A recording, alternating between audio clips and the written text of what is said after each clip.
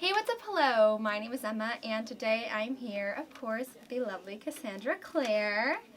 We're here in Charleston, South Carolina at Blue Bicycle Books for Y'all Fest, and I'm extremely excited to have you back on my channel again. I'm happy to be back on your channel. I'm so lucky. I didn't think it'd be so soon, but I'm not going to complain about it. So if you want to check out the 2 other videos that I filmed with Cassie, I will definitely leave them below. But today we're going to do a little bit of a change of pace and talk about something that Cassie has recently announced that I'm sure has everyone shook. So you have just recently announced a completely new non-Shadowhunters project. That's that true. Is coming into the world in how many years? It's not going to come into the world until 2021. Oh my goodness. Well, we're all waiting already, but I want to start right from the beginning. So what inspired you to do something totally new? Where did this idea start? Well, it's a high fantasy, and it's an adult project, so it's not YA. And it came from literally a story that I've been working on for 15 years. That before I started working on City of Bones, I started this high fantasy project, and then I sort of put it aside because I decided I wanted to work on urban fantasy.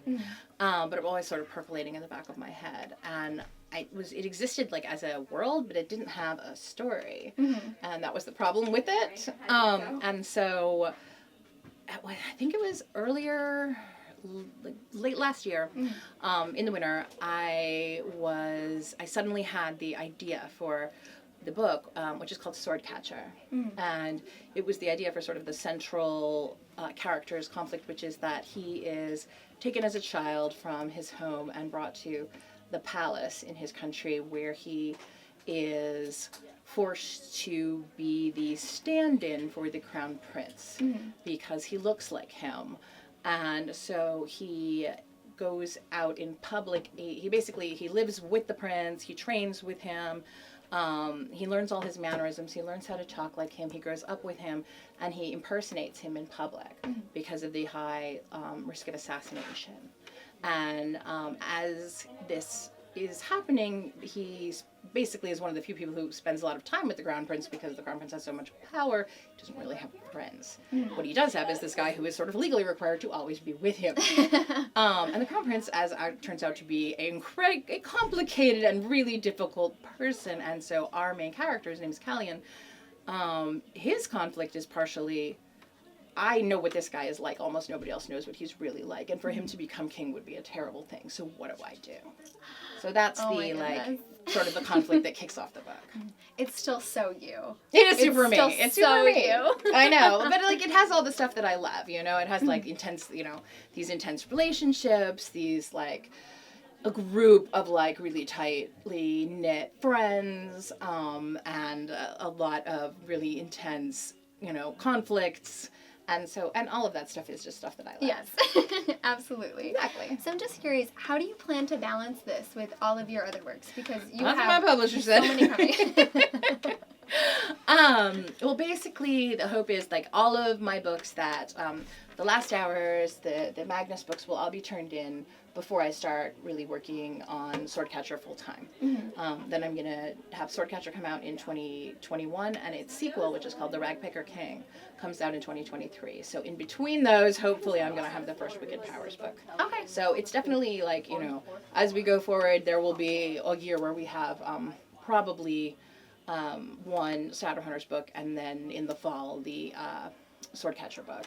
And so I'm hoping that, people, since the Shadowhunters book are continuing, that people aren't going to feel like it's taking their place. Yeah, that's a good way to think of it. It's more like, once I finished Magisterium with Holly, which we finished this year, I started feeling like I needed to have balance, because it's been so long for me that I've had 2 different projects. I've had Shadowhunters and all of its, attending, spin-offs and short story collections and everything. And then I've also had Magisterium. And so I realized when I was done that for me it was really hard to only write in one world. It's just something that I'm not used to anymore. And so I was like, well, maybe I can bounce back over to something else. And I actually called Holly.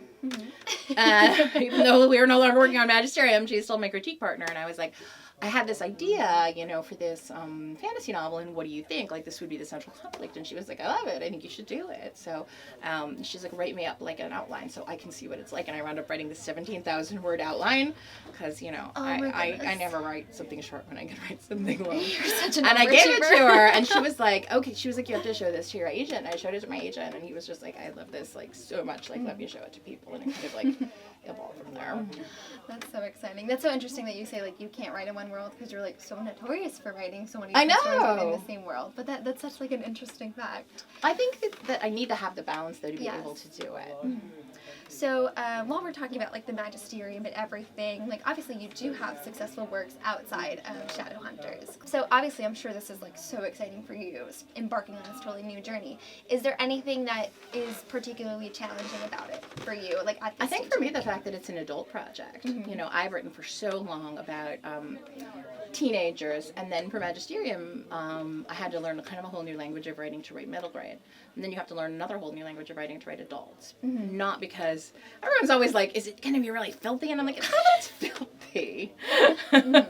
Like, that's not, it's the characters being older have a completely different set of priorities. They're at different places sort of in their lives. They care about different things. They're invested in different things.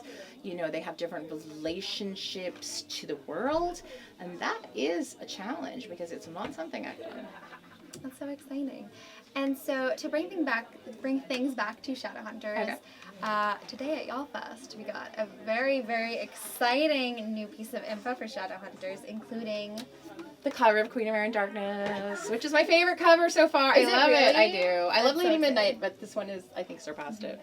So, like, were you involved in the process of this cover? Like, did you say, like, I want Annabelle to be on the cover, or did it just, like, come up in front of you and you're like, this is perfect? Yeah, I mean, I was pretty involved. We knew we wanted Emma for the first cover. Doing Julian for the second cover was actually, like, torture because it's so hard to film a guy underwater because they don't have the same thing where the clothes floating and the hair floating around looks really cool and romantic. It actually just looks really weird. So we had incredible trouble with that, and my artist Cliff was like, no more dudes. I was like, okay, so we can't do what I had thought we would probably do, which was Mark. That's what I was originally speculating. Exactly. That it might be Mark. And I was like, well, it can't be a guy. So, and I have too much trouble picking what girl, you know, like, it could be Christina, it could be Drew, it could be, well, there's some pretty it couldn't be, but but it could be Diana, and all of them would be totally viably awesome, you know, women to put on the cover. And I thought, no, I think in this case we go for Annabelle, because in a lot of ways the villain stands outside that circle of characters.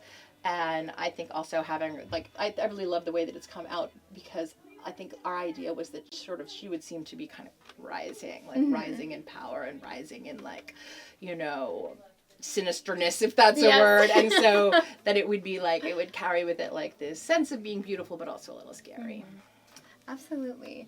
And so, while we're on the topic of Shadowhunters, because I clearly can only go a specific amount of time without talking about we can talk Shadowhunters. I mean, my other project is not even started this being is very written, true. so. We're just like picking the very surface of your brain with it. So I started this game on BookTube, or like I brought it to BookTube, called Rip It or Ship It. So oh my god. essentially, you take explain. two characters, and you think of them as a pairing. So you either rip it, like R.I.P, the ship is dead, it's never gonna happen, or you ship it. Okay. So I printed out a bunch of your character names from all series that we have so far, including The Last Hours. Awesome. So clearly only you like have the insight on that.